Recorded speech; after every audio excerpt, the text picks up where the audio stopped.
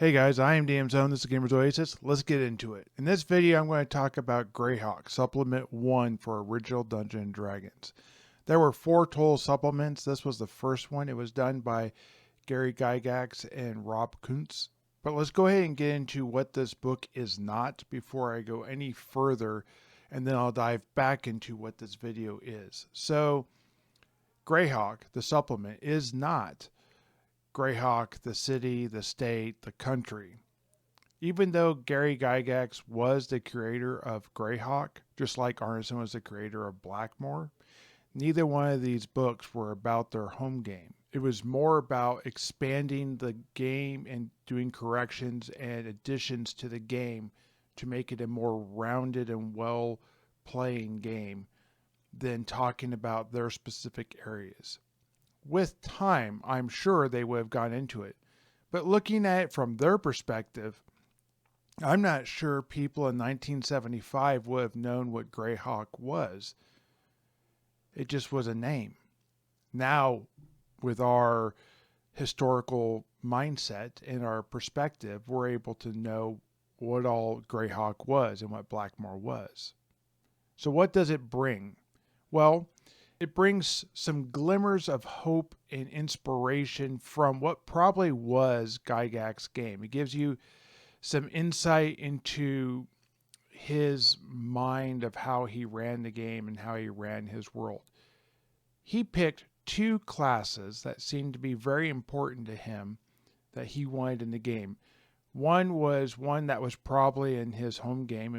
One was a class that was actually designed, as I said in the Thief video, by someone who was not at TSR, who played Original Dungeons & Dragons and loved this. And that, of course, was the Thief. The Paladin and the Thief. These are both ends of the spectrum when it comes to sort of law and order and chaos and disorder, as one could imagine in the world. You could have on one end, you could have holy knights protecting the realm, seeking glory and striving to meet their lords and clerics' idea of what was honorable while trying to maintain maybe adventure and glory in the world of the public around them. A narrow path, for sure, with great rewards. But it also had a lot of difficulties.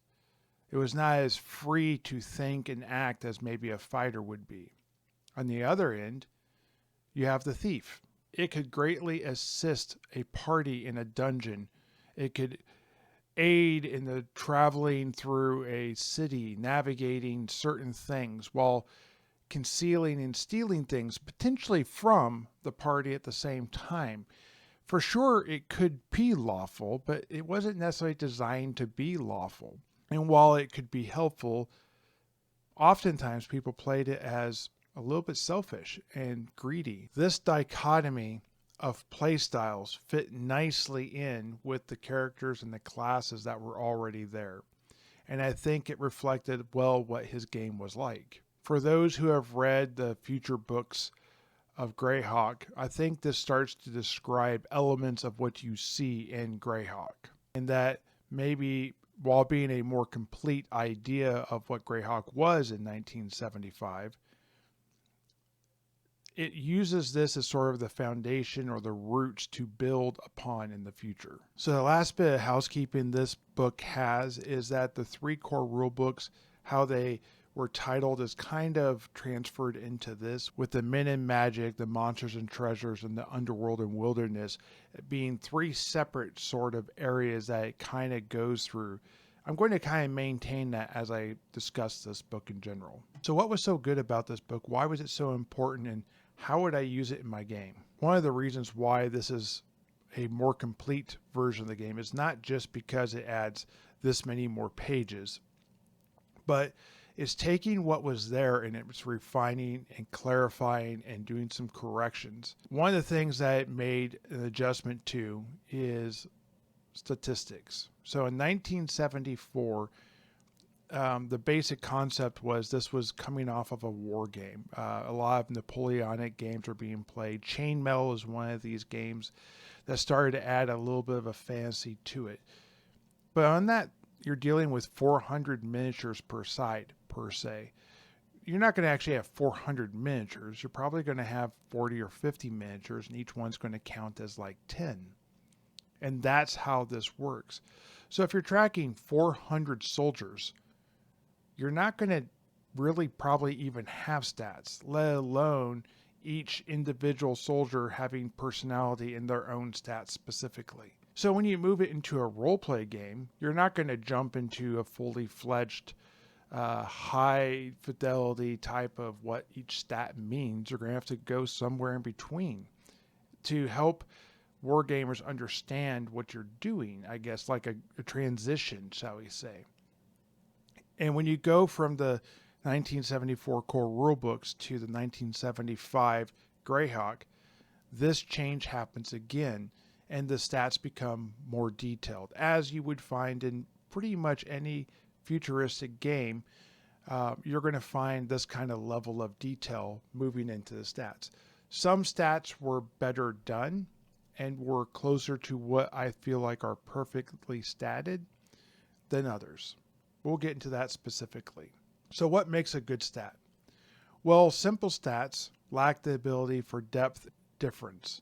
However, it gives the bonus of being fast and easy to understand.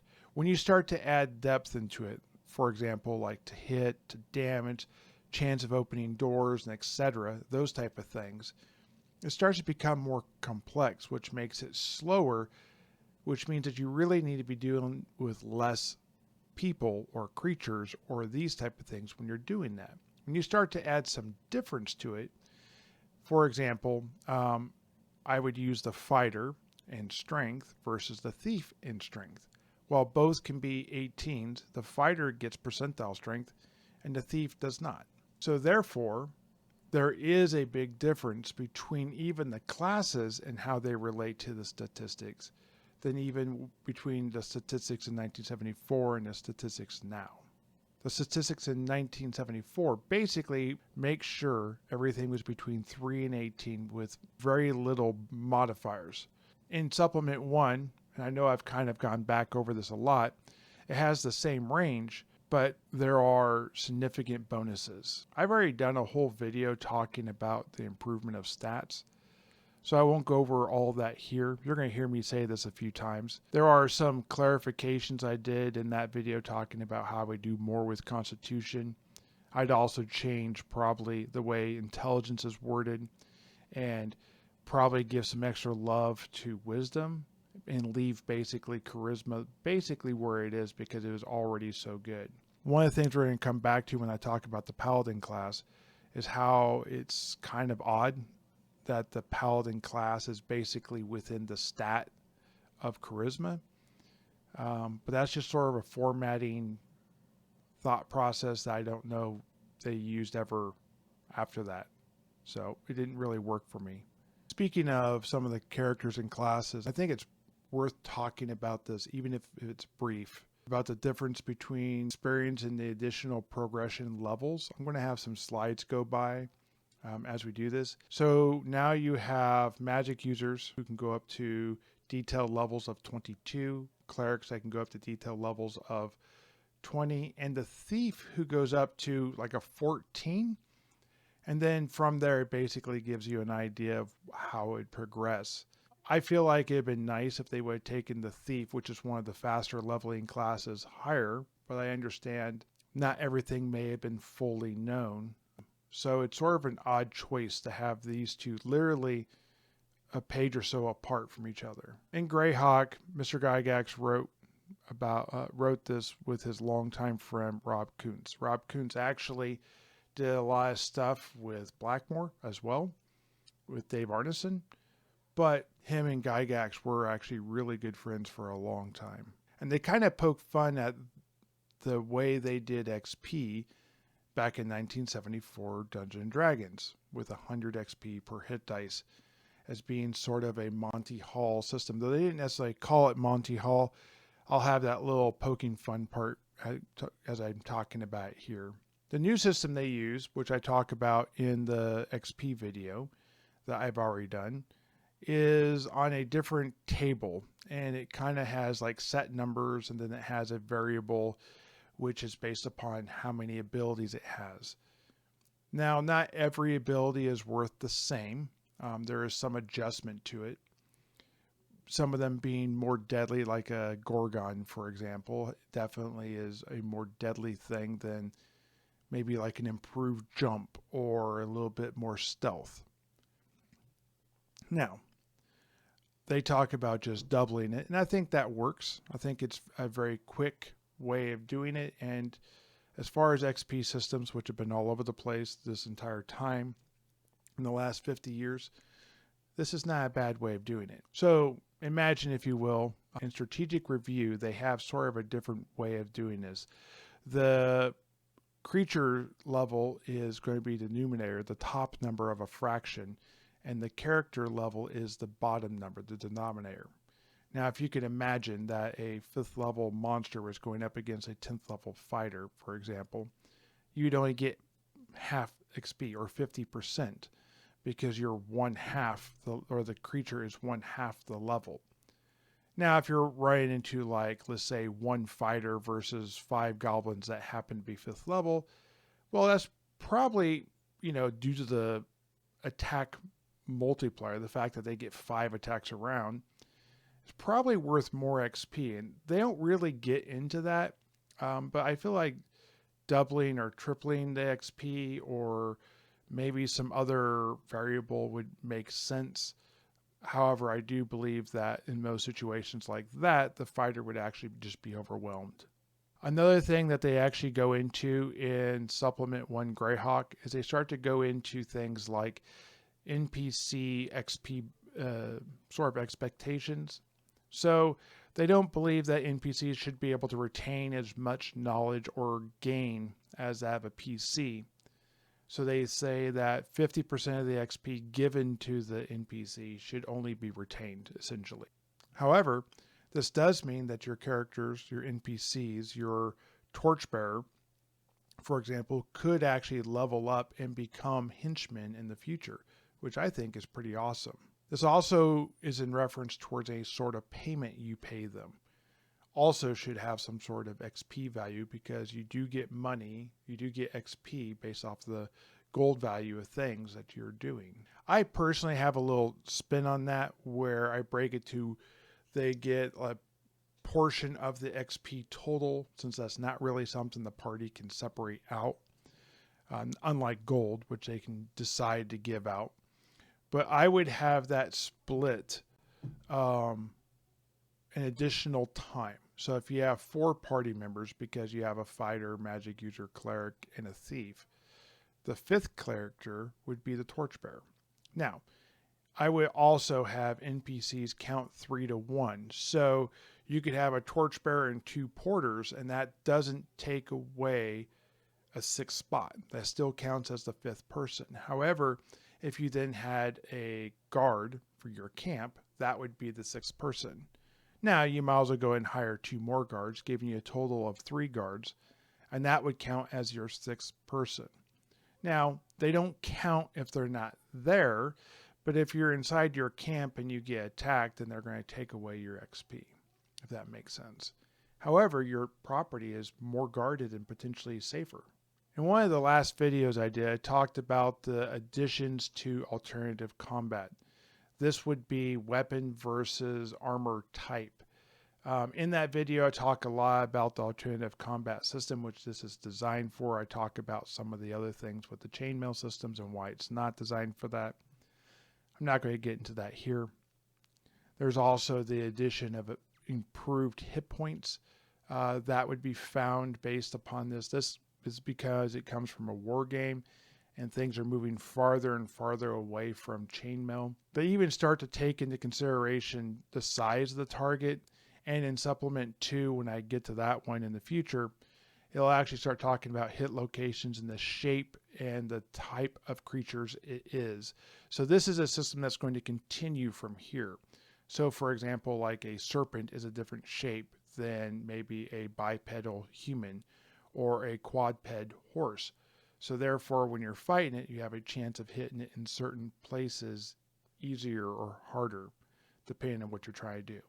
Again, that's for a future video though. They've also expanded the AC chart taking it further because now you're starting to incorporate dexterity into your AC. If you're a fighter, magic items are better, buffs are better, banes or curses are better for like reducing stats and that type of stuff. There's also some consideration with position where you have a person with a shield and who gets the benefit or the negative, I guess, of the person you're targeting with a shield, or who you can put the shield in between and gain benefit. I'm not really a huge fan of that. I personally feel like unless you're fighting something that can take advantage of that, like a tactical trained fighter who is waiting for you to turn your back, fights aren't so stationary unless you're doing some sort of shield wall. Therefore, they would be putting the shield towards anyone they could. And if you're not trained in that type of aiming for weak spots, then you're not going to get the benefit of that necessarily. That's the difference between a tactical fighter and a non-tactical fighter in my home game. But I digress on that. It still makes me laugh in the alternative combat video where I talk about the hug attack. I can only imagine owlbears hugging it out with adventurers doing more damage than they would in any other way. This is a system that I don't believe was used in any of the other books that came out.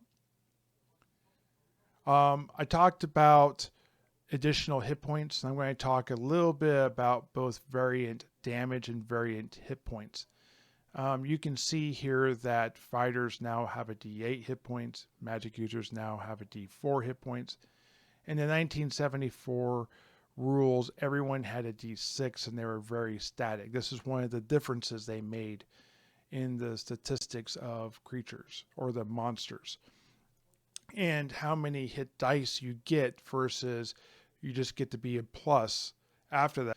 And that tends to lead towards larger hit point pools, which I believe was something that they wanted to do for everyone except the magic user. The magic user probably stayed the same or maybe even went down just a little bit.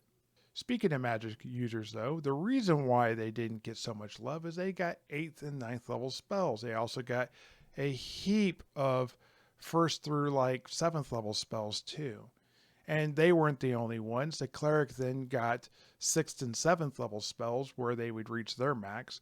And they even do more things than they did back in the 1974 version of Magic as well.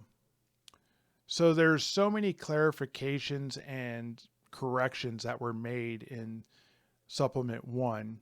I can just say that these are probably the more intended ways of wording and doing things than they were in the 1974, and I would recommend using them. But there's even more that they could have been clearer on, and they never really clarify them like they did in this one again, which I wish they would have.